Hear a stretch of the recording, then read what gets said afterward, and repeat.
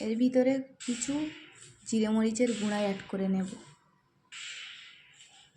দেখেন গাইস কত সুন্দর হয়েছে। উচ্ছে দিয়ে একটা রেসিপি। কড়াই বসিয়ে নিতে হবে গ্যাসের মধ্যে, তাতে দিতে হবে বেশ খানিকটা তেল। যখন গরম হয়ে আসবে দুটো তেজপাতা দিয়ে দিতে হবে এর মধ্যে। তারপরে দিয়ে দিতে হবে একটা বড় সাইজের পেঁয়াজ কুচি।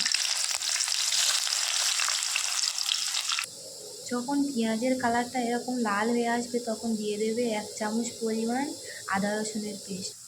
তারপরে এর মধ্যে দিতে হবে আগে থেকে কেটে রাখা একটা বড় সাইজের টমেটো। তারপরে একটা মশলা অ্যাড করতে হবে। প্রথমে দিয়ে দেবো মতো লবণ, তারপরে দিয়ে দেব হলুদ গুঁড়া, তারপরে বেশ খানিকটা লঙ্কা গুঁড়া, তারপরে গোলমরিচের গুঁড়া একটুখানি, তারপর ধনিয়া গুঁড়া, তারপর জিরে মরিচের গুঁড়া দিয়ে দেওয়ার পরে খানিকক্ষণ মশলাগুলোকে এইভাবে কষাতে থাকবে। তারপরে এইতে দিয়ে দেবো পানি, যাতে টমেটোটা সিদ্ধ হয়ে যায়।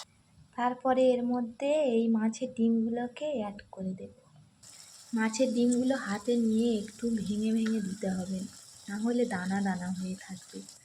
মাছের ডিমগুলো আগে থেকে ভাজা ছিল, তবু আমি একটু দিচ্ছি। মশলার সঙ্গে কষাচ্ছি যাতে গন্ধ না হয়।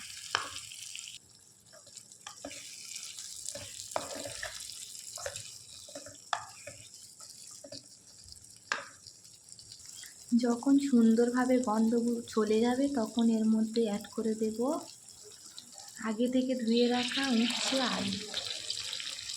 সবগুলো দিয়ে দেওয়ার পরে একটু কষাতে থাকবে। কিছুক্ষণ ঢাকনা দিয়ে ঢাকবার পরে হালকা একটু কালার এসেছে, আরও কিছুক্ষণ ঢাকনা দিয়ে ঢেকে রাখবে। সিদ্ধ হয়ে যাওয়ার জন্য দিয়ে দিতে হবে বেশ খানিকটা পানি। সিদ্ধ হওয়ার জন্য এই পানি দিয়েছি, ততক্ষণ সিদ্ধ হোক। ঢাকনা দিয়ে ঢেকে রাখবো। আলুগুলো ভালো মতো সেদ্ধ হয়ে এসেছে। এবার পানি বেশ খানিকটা পানি দিয়ে দেবো। পানি দিয়ে দিয়েছি। এর মধ্যে কতগুলি কাঁচামরিচ স্লাইস করে কেটে দিয়ে দিচ্ছি। তরকারি পুরো হয়ে গিয়েছে, এবার গ্যাস বন্ধ করে দেব। তারপরে এগুলোকে একটা গামলা ডেকোরেশন করে নেব। এরপরে এর ভিতরে কিছু জিরে মরিচের গুঁড়া অ্যাড করে নেব। দেখেন গাইস কত সুন্দর হয়েছে। সাদা ভাত দিয়ে মাছের ডিম এবং উচ্ছে